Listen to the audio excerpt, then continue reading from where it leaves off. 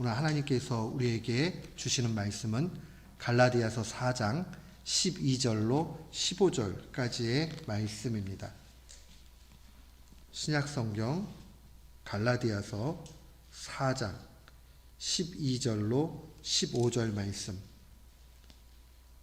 307면에 나와 있습니다. 갈라디아서 4장 12절로 15절까지의 말씀.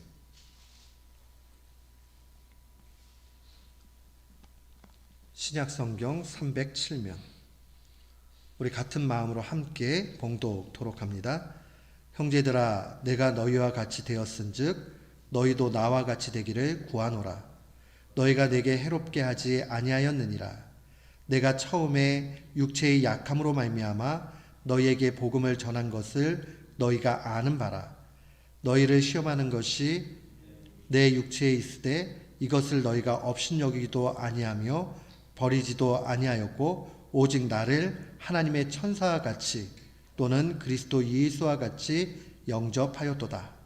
너희의 복이 지금 어디 있느냐?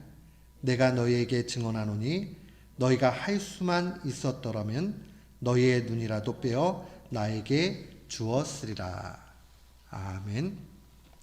저는 오늘 본문 말씀을 통해서 다시 감격 속으로 라는 제목으로 주의 말씀을 선포하도록 하겠습니다. 한국에는 이 성공의 에피스코팔 교회들이 많지 않습니다. 그러나 미국에 와보면 에피스코팔 교회가 굉장히 많이 있죠. 동네에 하나씩은 큰 교회들이 있습니다. 이 에피스코팔 교회의 선교사로 한국에 오셔서 그 태백에다가 예수원이라는 그러한 수도원을 하나 만드신 아처 토레이, 한국 이름으로는 대천덕 신부님이 계십니다. 근데 이분이 아주 복음에 대해서 참 마음에 크게 올 수 있는 말씀을 하셨어요. 이분이 말씀하시기를 복음은 혁명이다 이렇게 얘기했어요. 복음은 혁명이다. 혁명이라는 말은 레볼루션. 그 레볼루션이라는 것은 짧은 시간에 급격하게 변화를 일으키는 걸 얘기해요. 그래서 그냥 변화가 아니라 짧은 시간에 큰 효과를 낸 거죠. 엄청난 변화를 이끈다. 복음이라는 것이 엄청난 그러한 능력을 가지고 있다. 그런 의미죠.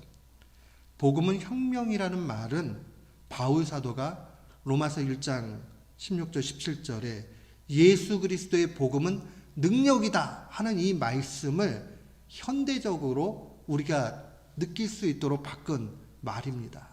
정말 그래요. 복음은 능력입니다. 복음을 온전히 깨닫게 되면 새로운 사람이 되고 복음을 깨닫게 되면 인생을 바로 살게 돼 있습니다. 사람은 누구나 다 나 새로운 사람이 되기를 원한다. 나 좀 인생을 바로 살기를 원한다. 나 후회 없이 지내기를 바란다. 그런 생각을 가져요. 연세가 많으신 분들도 야, 나 지난 날이 좀 아쉬운데 라고 하면서 마음에 다짐하는 것은 남은 생에 좀 의미 있게 좋게 살아야 되겠다. 이런 생각을 합니다. 그런데 예수 그리스도의 복음을 알 때 비로소 우리는 새롭게 시작하게 되고 새로운 삶을 살게 됩니다. 예수 그리스도의 복음이 뭐냐? 복잡하지 않아요. 예수 그리스도의 복음이라는 것은 예수님이 나를 위해서 대신 죽으셨다. 이걸 믿는 거예요. 그리고 이걸 믿을 때에 나는 구원받았다. 라고 확신하는 겁니다. 예수 그리스도의 복음은 예수님이 나의 구원자이신 것을 믿고 구원받는 것. 그게 바로 복음입니다. 근데 교회를 다니면 이 얘기들을 많이 들어요. 그런데 감동이 없어요. 왜냐? 너무 많이 들어서요. 그리고 나도 모르는 사이에 아이 뭐 그런 거지 이렇게 하는 거예요. 마치 공기가 없으면 죽는다는 사실을 우리가 알고 있지만 공기에 감사하는 사람이 얼마나 있어요. 공기 오염이 되고 환경 오염이 되고 물이 부족하고 이렇게 될 때야 공기나 물 같은 것이 소중하다 이렇게 느끼지, 그 평상에 있을 때는, 특별히 시카고에 지나면 공기도 좋아요, 물도 풍성해요. 미시간 레이크 물을 끌어다가 먹는 지역은 웬만해 가지고 큰 문제가 없어요. 다른 팍스 레이크나 이런 쪽은 조금 물이 좋지 않으니까 연수기도 필요하고 하지만은 대부분의 미시간 레이크를 그 물을 가지고 오는 사람들은 그거 감사한지도 모르고 우리는 지난단 말이에요. 그런 것처럼 예수님이 나 위해 죽으셨다, 이 사실, 그 엄청난 사실을 놓치고 살 때 우리는 둥둥 떠다니는 의미 없는 삶을 살게 됩니다. 그래서 오늘 1월달 시작하면서 마음에 먼저 간직해야 되는 거, 예수님이 나 위해 죽으셨다. 그거 제일 큰 사랑이에요. 사람들은요, 사랑 없으면 못 살게 돼 있어요. 그래서 내가 자꾸 사랑하려고도 하고 사랑받으려고도 하고 그래요. 사랑이 없고 부족하게 되면요, 병들게 돼 있어요. 아무리 신체가 튼튼하게 자란 사람도 체질이 좋아도 사랑 못 받으면 마음이 병들게 되고, 마음이 병들게 되면 영혼이 병들게 되고, 영혼이 병들게 되면 육신도 병들게 되고, 육신도 병들게 되면 죽음으로 가게 돼 있어요. 사랑하는 성도 여러분, 그렇기 때문에 사랑받는 일이 중요해요. 근데요, 사람들은요, 다 악해가지고요, 병들어가지고요, 속에서 사랑을 받아도 받는지 모른다는 게 큰 문제예요. 세상에 나를 사랑해주는 사람은 없어. 우리 부모님도 나를 사랑 안 하는데 내가 무슨 사랑을 받겠어. 좀 어려운 시절을 겪고 유년 시절이 행복하지 않았던 분들은 쉽사리 그래요. 이해가 가요. 부모님의 보호를 받아야 될 나이에 보호받지 못하고 눈치를 보고 자라야 되고 손가락질 당하고, 그런 일을 당하게 되면은 누가 자기 인생을 사랑할 수 있겠어요? 비참하고 힘들지요. 그래서 예수님이 필요해요. 사람은 크던 작던 인생을 살아가면서 상처를 입게 돼 있고 사랑에 굶주려져 있어요. 아무도 예외가 없어요. 사람은 그런 존재예요. 그런데 사람이 주는 사랑은요, 한계가 있잖아요. 그래도 엄마 사랑이 지상에서 가장 큰 사랑 중에 하나예요. 엄마는 비교할 수 없는 독특한 그런 자리예요. 그래서 사람들이 이야기하기를 하나님이 천사를 한 명씩 보냈는데 그게 엄마다 그렇게 얘기하잖아요. 엄마는 10달을 아이를 배 안에 가지고 있고, 그 나중에 엄마들은 그게 특권이지만 해보면 그때 다 느껴요. 우리 엄마가 이렇게 힘들게 나를 낳았구나. 배 안에 가지고 있는 것이 쉽지 않아요. 나중에 산딸이 차면은 허리가 아프고 똑바로 못 누워가지고 옆으로 겨우 누워야 되고, 그것도 못하고 너무너무 힘들게 그렇게 하는 거예요. 아파도 약 못 먹어요. 약 먹으면 애한테 해될까 봐요. 의사 선생님이 그 약은 괜찮아요 얘기해도요, 무서워서 못 먹어요. 그 사랑이에요. 그런데 그 엄청난 사랑도 실력이 없고 능력이 없고 너무 힘들면 자식한테 못 해줘요. 엄마, 저 하늘에 달 좀 따주세요. 어떻게 따줄 거예요? 못 해줘요. 엄마, 나 이것 좀 사주세요. 하지만 능력이 안 되면 못 사줄 수 있어요. 그러나 변하지 않고 언제나 한결같이 우리의 필요를 아시고 필요한 것만큼 필요한 것을 필요한 때에 주시는 분이 우리 주 예수 그리스도입니다. 그분의 사랑을 알게 되면 내 인생은 사랑 못 받아 이런 사람이 없게 돼요. 그래서 예수님의 사랑을 바로 알아야 돼요.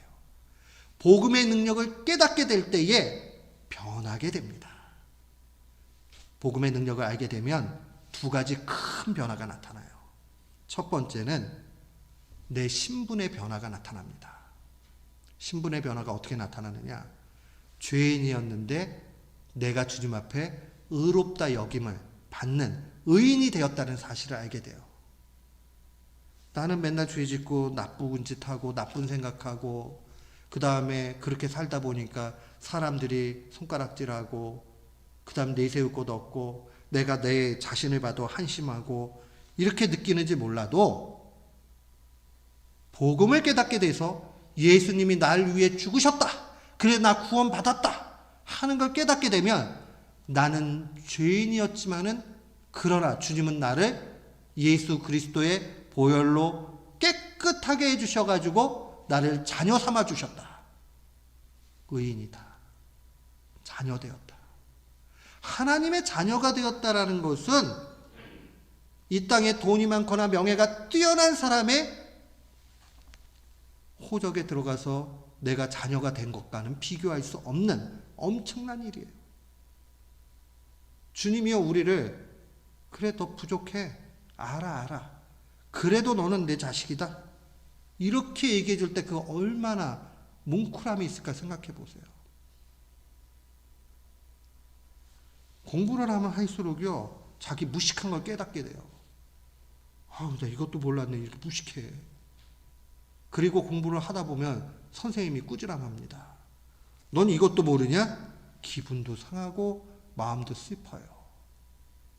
그러나 그럼에도 불구하고 그래 네가 부족하고 연약하고 한없이 형편없어도 너 보니까 예수님 믿네. 예수님 믿으니 너는 내 자녀다 라고 인정해 주시는 게 하나님 마음이에요.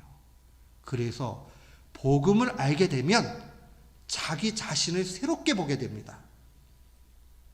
나는 이것도 왜 이렇게 못하지?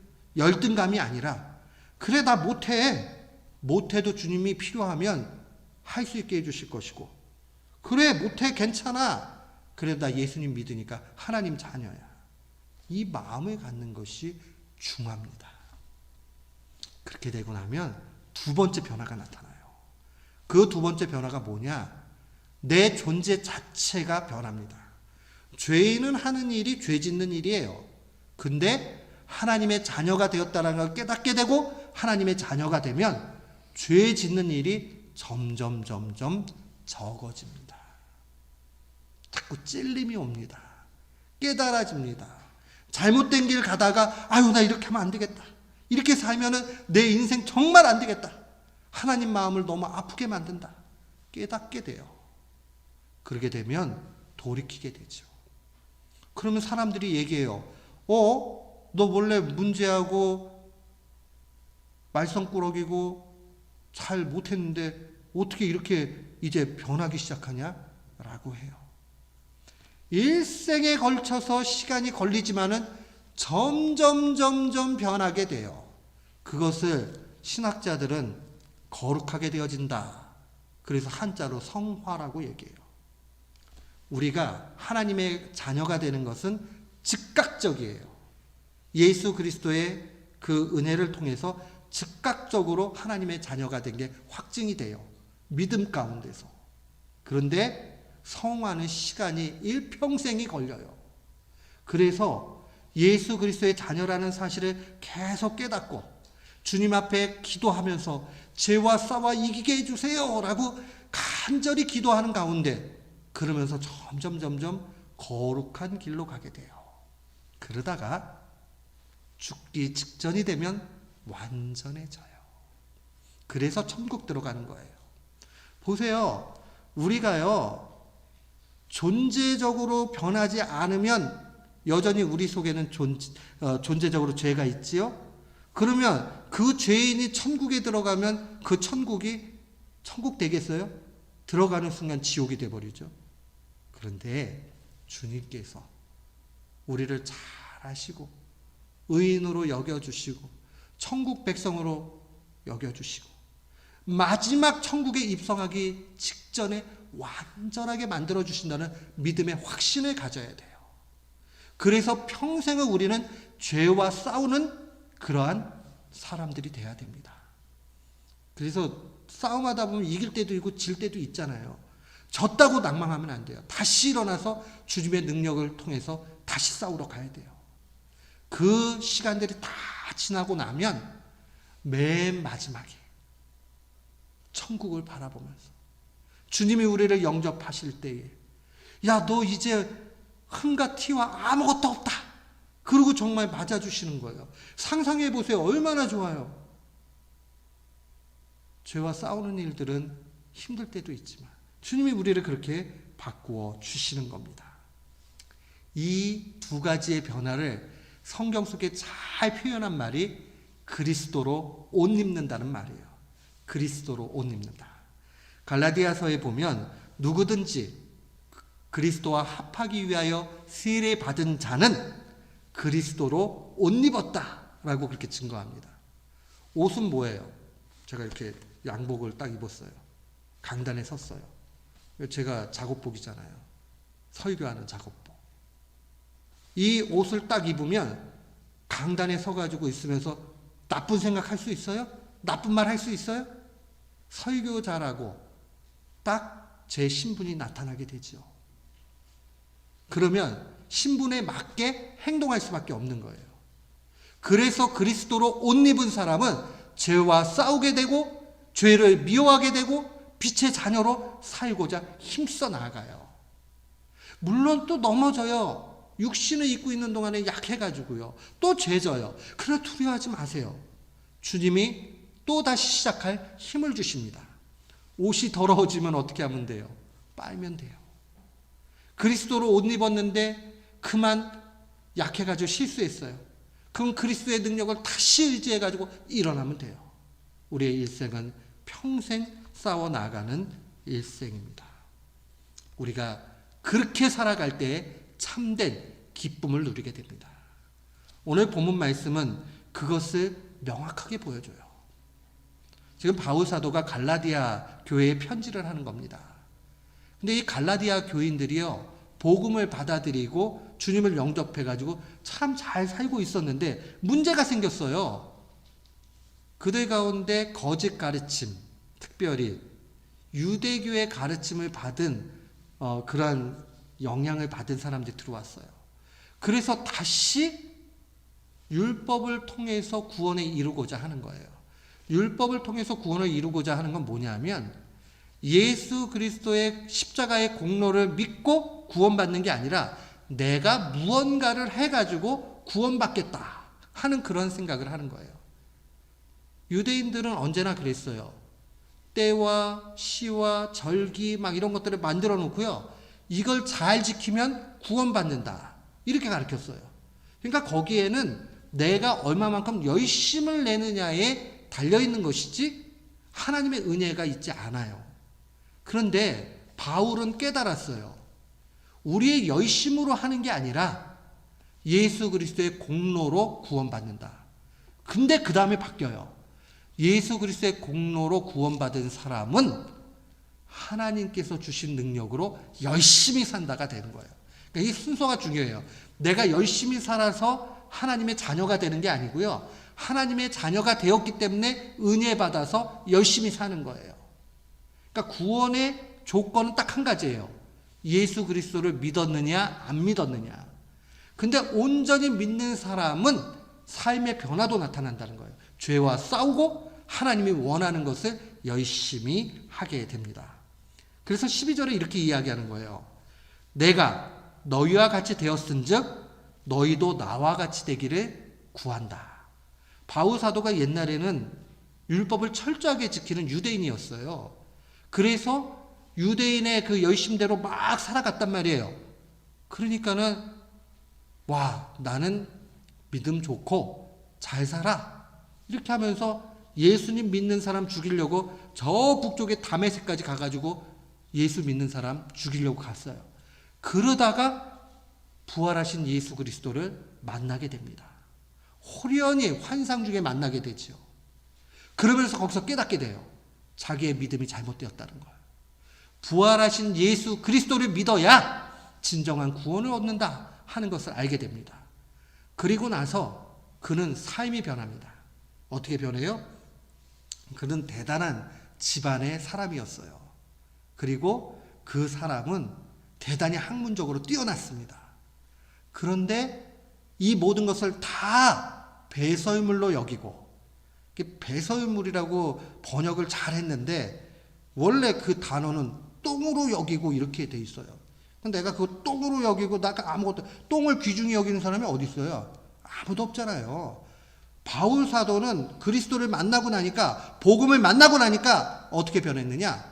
하나님 자녀인 거, 그거 하나만 중하고 나머지 다 필요 없다, 이렇게 됐어요. 그리고 그 모든 것을 버리고 그리스도만을 중하게 여기게 됩니다. 그리고 복음을 전했어요. 그러니까 나는 이제 율법이 필요 없는, 율법에 매이지 않는 그러한 사람이 되었다라고 선언을 합니다. 그러니까 이 갈라디아 교인을 향해서도, 야, 나도 옛날에 니네들은 율법이 없었잖아. 갈라디아는 이방인들이거든요. 그러니까 유대인들이 아니니까 율법이 없었단 말이에요. 그래서 나도 너희들과 같이 율법을 이제 버리고 똑같이 됐잖아.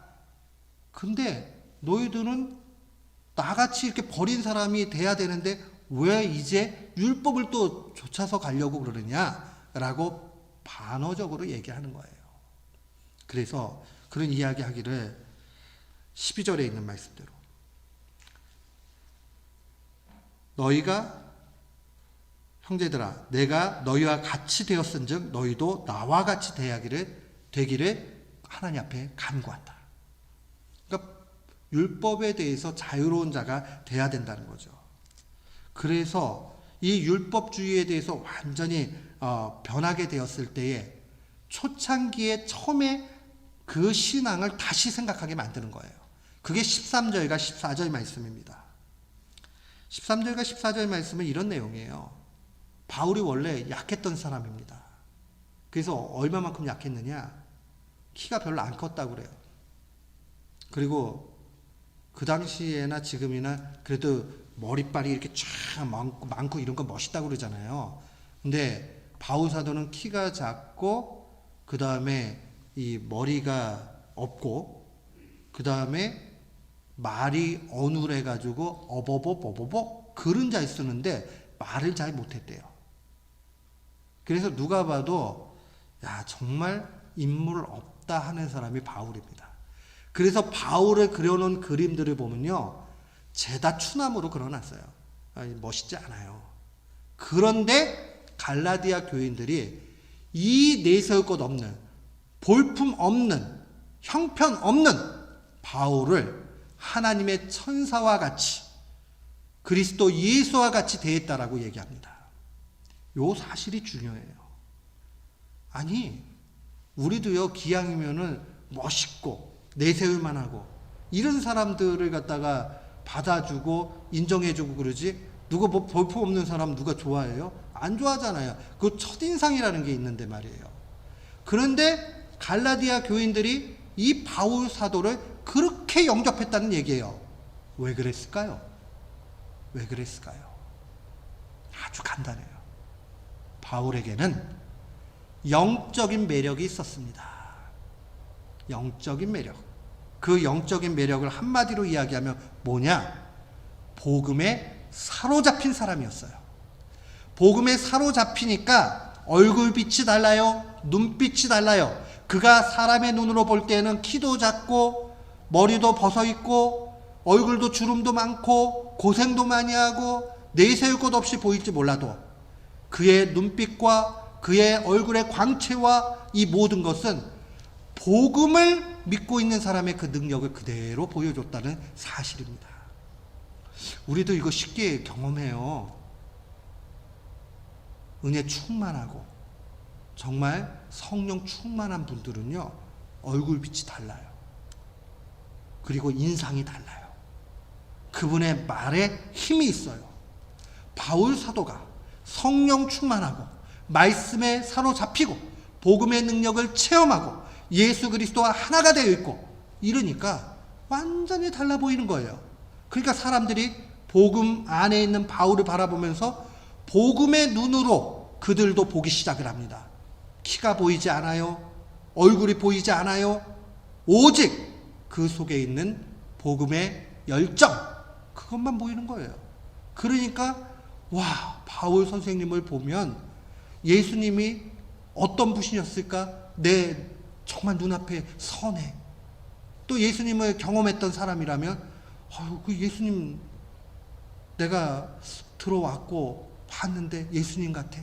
그런 생각을 가질 정도로 바울 사도가 그런 영적인 사람이었다는 겁니다. 자신이 율법을 버리고 이방인처럼 되어서 이제는 예수 그리스도만 중한 사람이 되었듯이 이 갈라디아 교인들도 자신과 같이 율법도 버리고 그러나 율법 없는 자 같이 되는 것이 아니라 예수 그리스도로 옷 입어서 변화된 사람으로 살기를 원한다라고 그렇게 이야기합니다. 사랑하는 성도 여러분, 영적 매력이 있는 사람은 경건한 사람입니다. 경건한 사람은 완전히 다릅니다. 그 사람은 대우를 받습니다. 어떤 대우요? 복음을 알아보는 사람에게 대우를 받습니다. 복음을 모르는 세상을 향해서는 핍박을 받습니다. 그러나 그 핍박이 두렵지 않습니다. 그리고 그 핍박이 외롭지 않습니다. 왜냐하면 거기에는 하나님의 위로가 있기 때문에 그러합니다. 갈라디아 형제들에게 위기가 찾아왔어요. 그들의 처음의 신앙은 율법에 매이지 않는 신앙이었는데 자꾸 사람들이 와가지고 율법에 관한 부분들을 강조하고 그러니까 그 형제들 가운데서 온전한 믿음을 갖지 못하고 흔들리는 사람들이 생긴 거예요. 우리도 할례 받아야지 구원받나 봐. 우리도 유대 절기를 지켜야 구원받나 봐. 착각하기 시작하는 거죠. 믿음이 좋은 사람도 믿음이 약해질 수 있습니다. 오늘 우리들 이야기로 좀 가져와서 생각해 보기를 원합니다. 오늘 우리가 살고 있는 이 땅 가운데 얼마나 많은 세속주의가 있습니까?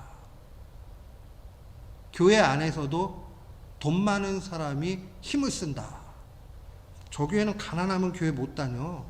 라는 얘기가 나온다면 우리 공동체를 한번 생각해 봐야 됩니다.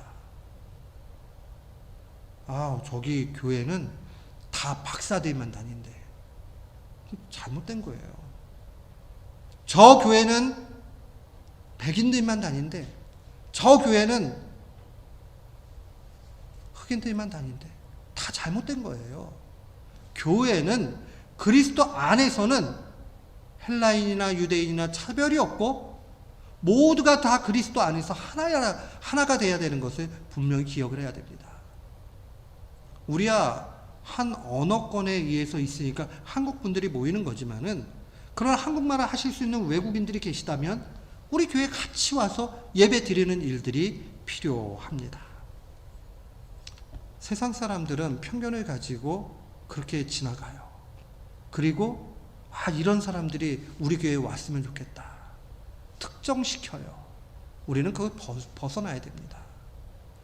그리스도 안에서 필요한 것은 예수님을 온전히 믿느냐 안 믿느냐 이것만 봐야 돼요. 복음에 완전히 변화받은 사람들은 그렇게 봅시다. 그 사람이 얼마나 가지고 있느냐, 그 사람이 얼마만큼 배웠느냐 여기에 관심 두지 않아요. 루터가 그런 얘기 했잖아요. 속이 비어 있으면 겉을 치장한다. 더 강하게 얘기하면 겉만 치장한다 그렇게 얘기했어요. 중세 로마 교회가 영적인 능력이 없으니까 복음이 없으니까 겉에만 화려하게 만들어버리고 실제로는 텅 비어 있는 것을 보면서 그가 이야기한 거예요. 우리도 똑같습니다. 조금 이뻐지려고 조금 꾸미고 하는 거 좋아요. 근데 내적으로 주님으로 가득 차지 않으면요 아무리 꾸며봤자요 정말 별로예요. 그런데요 복음으로 가득 차가지고 잘 내면이 영적으로 꾸며져 있는 사람은요 겉을 안 꾸며도 돼요. 그래도 바울과 같이요 영적인 그 능력이 밖으로 나와가지고 보면서 사람들이 인정해 줍니다. 세상은 그걸 보고 미워하고 질투하고 손가락질하고 핍박하지만 복음을 알아보는 사람은 그것을 가장 높입니다. 우리는 이런 마음을 가져야 돼요. 사랑하는 성도 여러분, 믿음이 좋다가도 시험이 온다 그랬죠? 지금은 이것이 내 마음속에 확고하게 있는데 흔들릴 수 있어요. 그때마다 기억해야 돼요.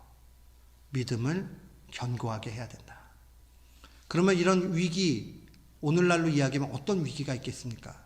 제가 이미 말씀 중에 예전에 증거했습니다. 두 가지 위기가 있어요. 첫 번째는 현실주의입니다. 이 땅의 삶, 내가 밟고 있는 이 시간만이 중하다 이러면서 현실에 그냥 급급해가지고 살아가는 사람이 있어요. 이거 위험합니다. 나중에 이 현실에 급급해가지고 살다가 영원한 나라에 들어가기 직전에 이제 천국 아니면 지옥으로 가야 돼요.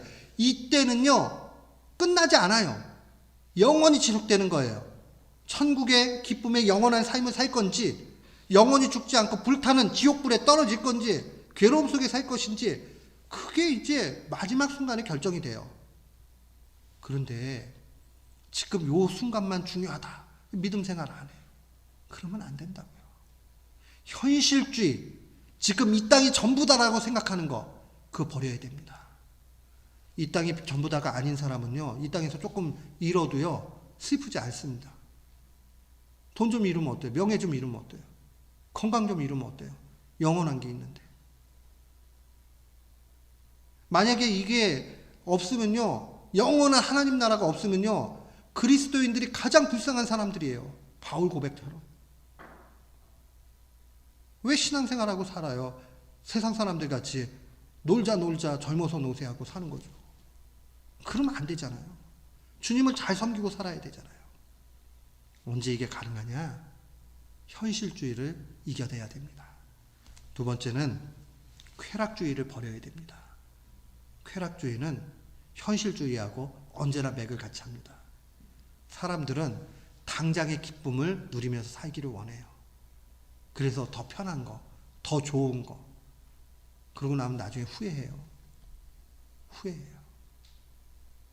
우리가 이 땅에 살아가면서 주님이 주시는 기쁨으로 만족하며 살아가야 됩니다. 주님이 내게는 물질을 안 주셨다. 그럼 안 받으면 돼요. 안 주셨으니까. 그러나 감사하면서 살아야 돼요.